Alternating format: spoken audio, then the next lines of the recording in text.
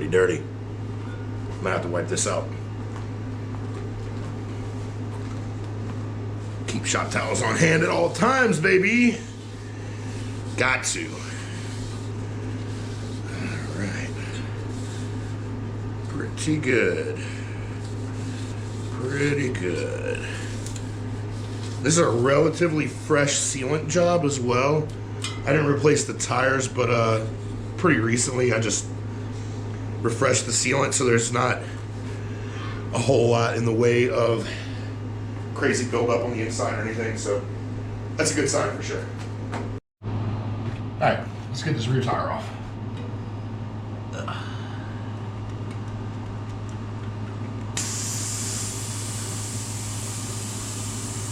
See how easy this one pops. There we go, not bad at all.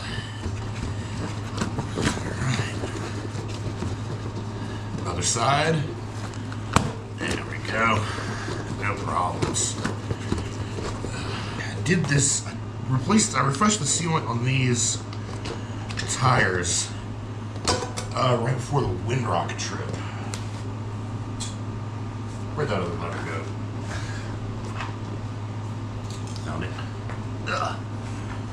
So yeah, right before the windrock trip, which I still have some footage from that I might go ahead and upload at some point if I can get something together with that.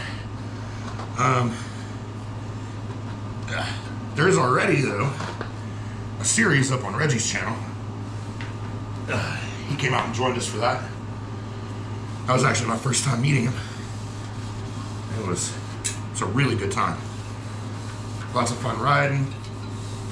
After we were done on the mountain for the day, drank some beers, grilled some steaks, hanging out at the cabin, listening to music, just enjoying ourselves. It's a great thing about mountain biking. It's not just about the riding, you know? You're getting out, going traveling places, exploring, get to meet cool people. All right, so in the interest of attention to detail, obviously, you want to make sure you get everything right with this. You want your tire to be pointed in the right direction. These are directional. Also, just, you know, make it look pro. You want the valve stem lined up with the logo, preferably right in the center of those two X's, you know? Long time ago, I used to intentionally not line this up just so that it would be apparent that I was working on my own bike and not taking it to a shop to get things done. But I've kind of grown up from that attitude, whatever you want to call it. So yeah, now I just, you know, I like my shit to look clean. So that's how I'm doing it. Worth noting, to make sure your tires run in the right direction, where Maxxis puts all of these extra logos for all the different tire specs, that's drive side. So when you're putting it on the wheel, that's not rotor side. So wheel this way, boop, all those specs, Maxxis logo by the valve stem, and then let's get to putting this tire on.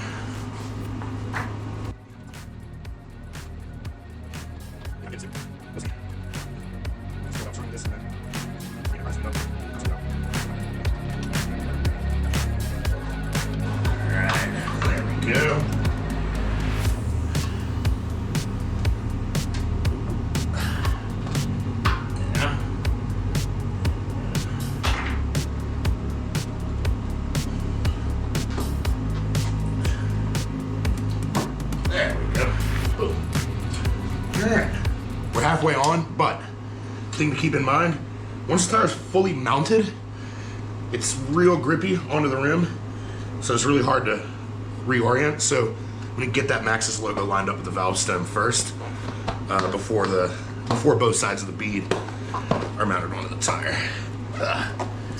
So, there we go. And it's still moved on me just a little bit, so that's gonna be a pain. I wish I didn't have to deal with that. Starting to break a sweat.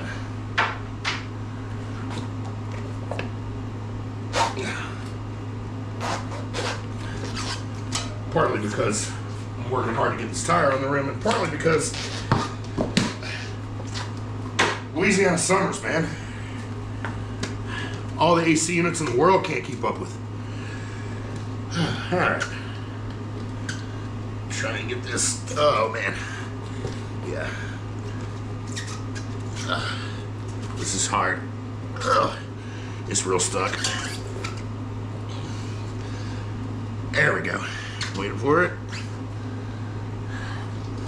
That moved too much. There we go. Perfect. All right. Now let's try and pull the bead out towards the edge of the rim best we can, all the way around. And then we'll begin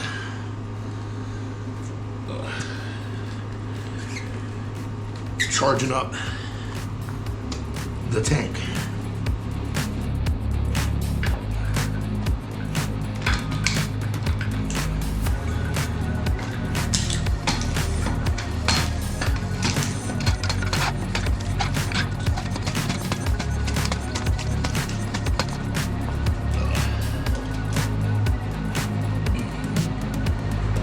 All right. Hoping for first try.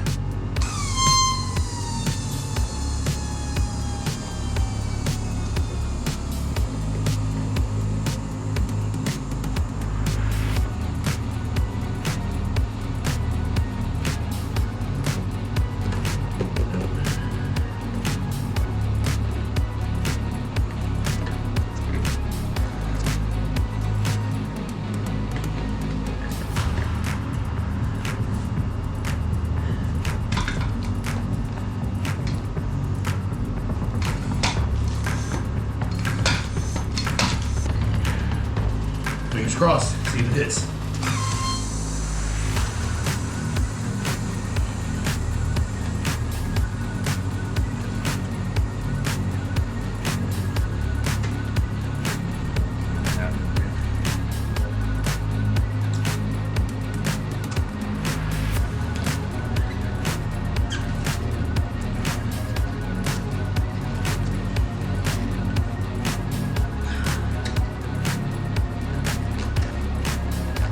There we go, this is what it's gonna need. All the way around. Pull it out. Alright. Hopefully that'll get me there.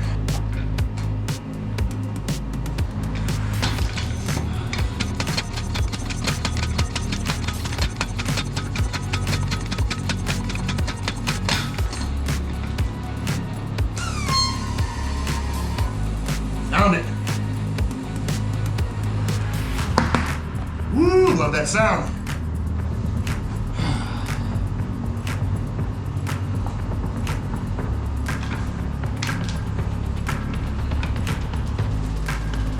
Okay. It's looking like that's leaving me about 20 pounds in the tire, which is actually usually about where I want it. But I'm gonna go up to around 35 or 40. Just make sure nothing else needs to seat. Let's see if we hear any extra pots.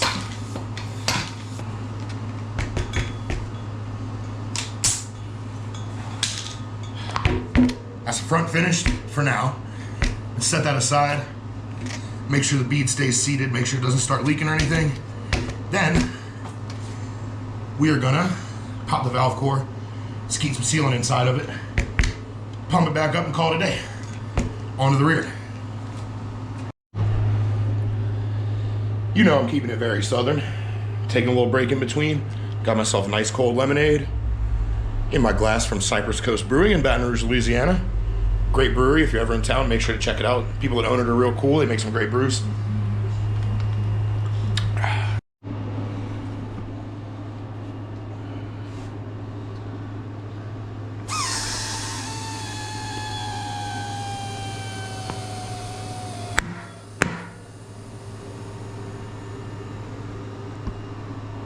Love that. These are holding strong. So now it's time to put in some sealant. It's one thing I forgot to mention. I know a lot of people, when they're mounting tires, they like to just put the sealant in.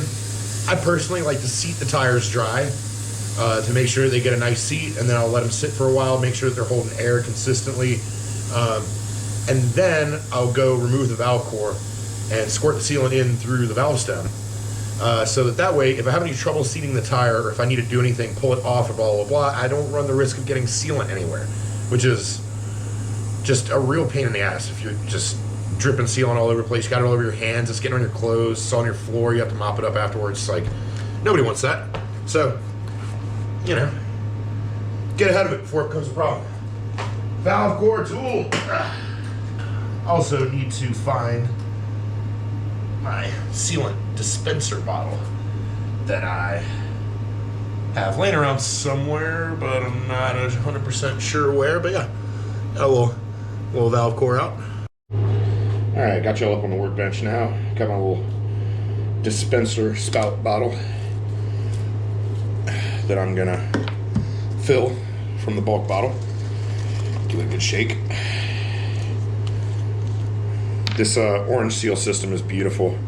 The small bottle is basically, it's approximately the amount you would want for one tire. So you just fill it up. Make sure to recap this one in between. You don't want your sealant drying up. And then got this nice little spout. I can hook that over the end of the valve stem and just squeeze it on in. So I'll show you all that right now. All right, so here I'm just gonna try and keep my hands out of the way best I can, but I got real big hands. There we go. Get that hooked over the end and just give it a few squeezes until the bottle's empty.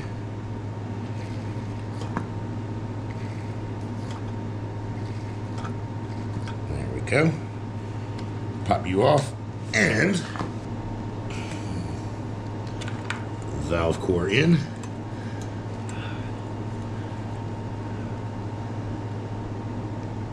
There we go. Pump her back up and we're good to go. Done. Now, just kind of rattle her around a bit. Get some sealant all over everywhere. And then that is gonna have it all finished. I even got it pumped up to my normal preferred tire pressure. It's about 21 for the rear at least. You can feel it actually. Shaking it around, you can feel the sealant there. It's like shaking a water bottle or something. Ugh, it's weird. So yeah, I'm gonna do the front tire now, then we'll get them back on the bike. Give them a spin to kind of help distribute that sealant as well, or you could just like, cassette all over my hands. That means I need to clean it. All right.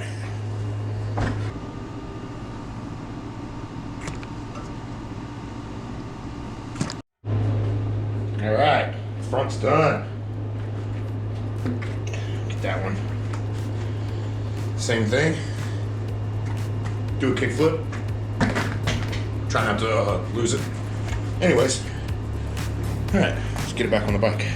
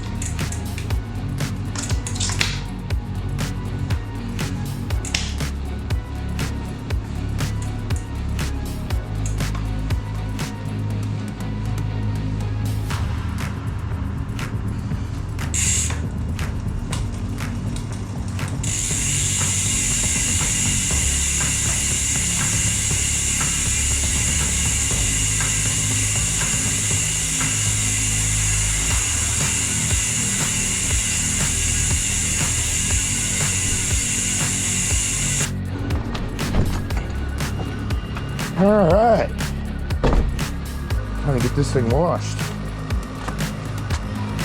I don't know how well you can see, but it is quite dirty. Quite dirty indeed.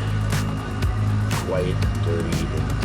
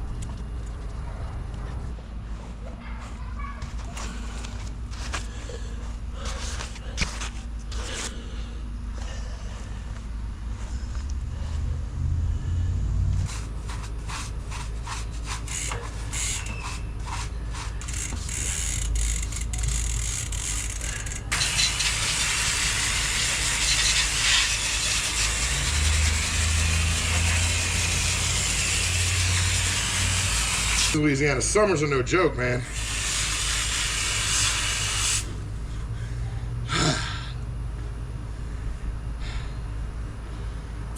That feels nice.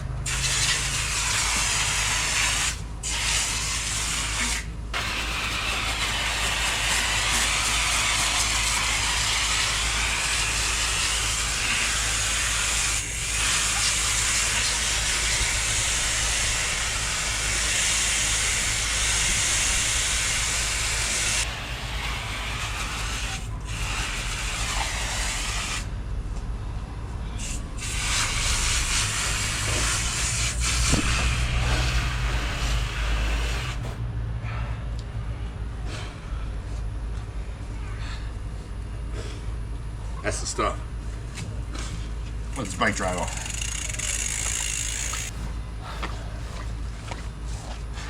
Almost forgot. Rinse all the old sealant out of here. And probably donate these to the local bike charity.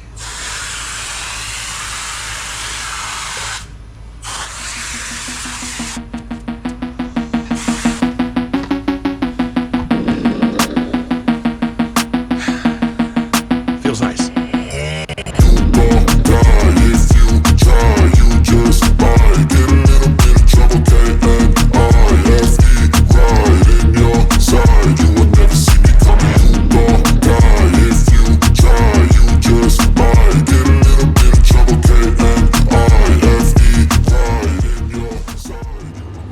All right, that's gonna be it for this little video. Changing tires, washing the bike. It's all good to go. Ready for the next rip. Next bike park trip is going to be Spider Mountain in October 2023. So I'll be on relatively fresh rubber there. Should be a good time. And yeah, like I keep saying, I've still got a bunch of old footage from previous Spider trips and also the Windrock trip as well. That I might just kind of clip together something. You know, we'll see what I come up with. You know, thanks for watching. See y'all in the next one. Bye.